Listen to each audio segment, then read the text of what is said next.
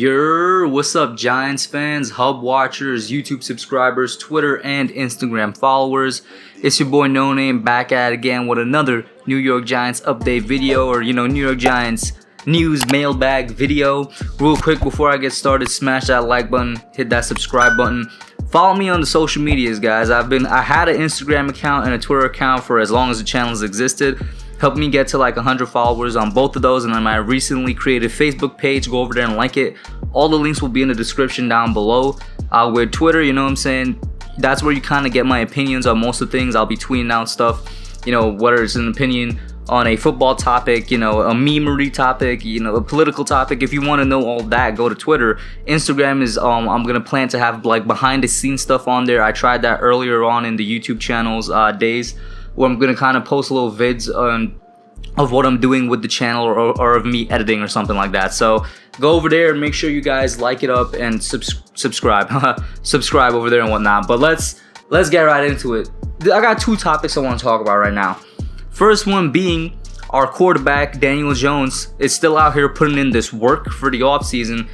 Anytime I've spoken about Daniel Jones so far in the offseason, I'm either talking about how I expect the dude to make a jump next year, or I'm talking about how he's bettering himself to make that jump next year. And it just makes me happier and happier that we got this dude as our quarterback. And the second topic is Saquon and PFF. They had like a top 50 list or something, and they left not only Saquon Barkley off the list, but they also left Derrick Henry and Ezekiel Elliott off the list. And we'll get into that a little bit later. But first, let's get into Daniel Jones. And like I said, the entire offseason, the only thing we've been hearing about Daniel Jones is good things.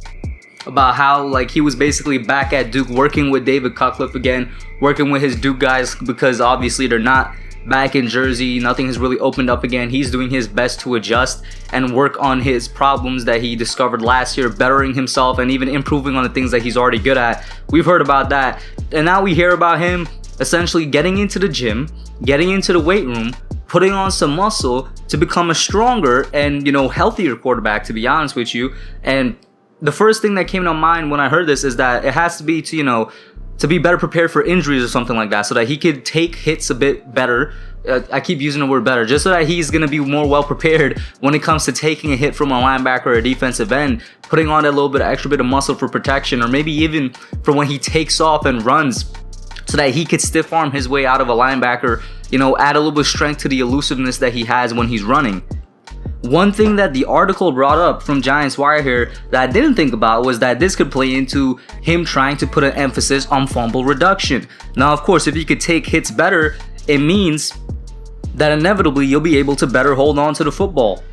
And when you talk about this right here, putting on, a bit more muscle so that he'll be stronger at the point of contact, working back with his college coach in David Cutcliffe, considering the situation, somebody that I think will be able to help him solve his fumbling problems. You talk about the step that he'll inevitably take in year 2 just because he has a year of experience under his belt, a better offensive line. You take all these things into consideration, you combine all these factors, and well, I don't really expect DJ to have that many fumbles next year. And one thing I forgot to add was it's going to be an improved running game, because Jason Garrett's going to run the ball a lot more than he intends to pass the ball. Less passing opportunities means less opportunities for Jones to get hit and lose the ball. Well, I expect, and honestly, I would be disappointed if there's more than like, say, 11 or 12, maybe even 10 fumbles next year from Daniel Jones. I expect a massive reduction from what he had in his rookie year, because these are all factors that plays into it. It's not just one thing that fixes it, but I just listed about 5 things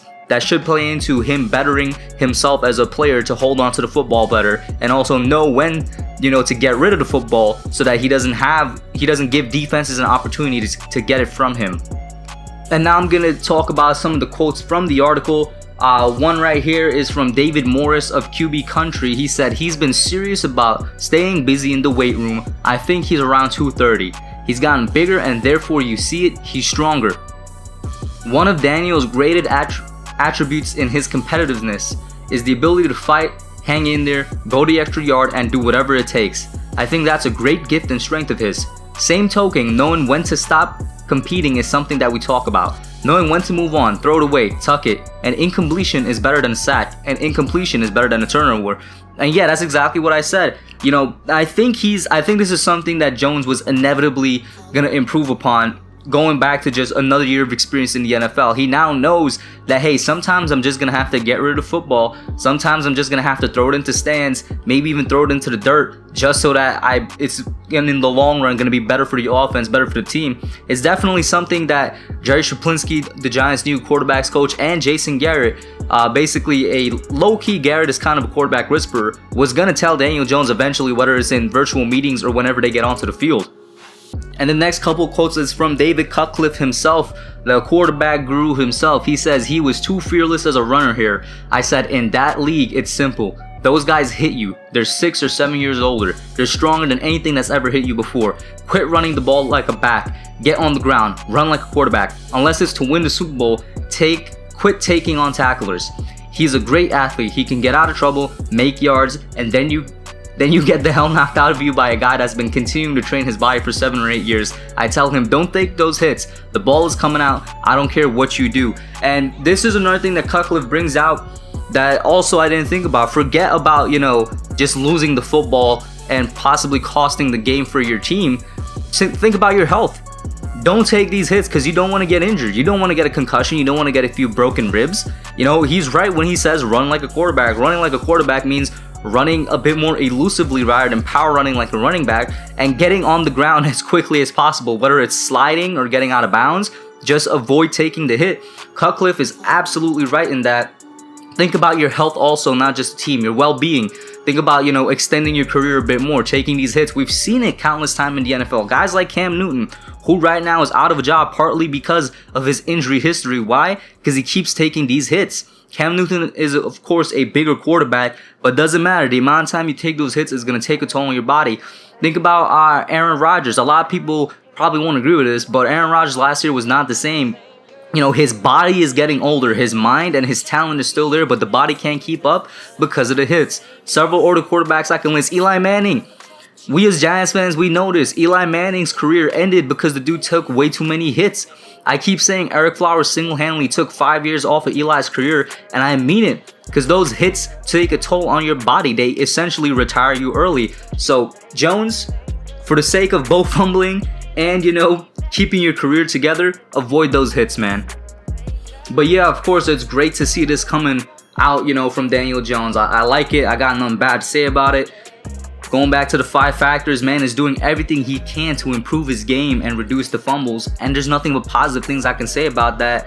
I'm really expecting a good year from him this year. Definitely an improvement from his rookie year, which already was a good year.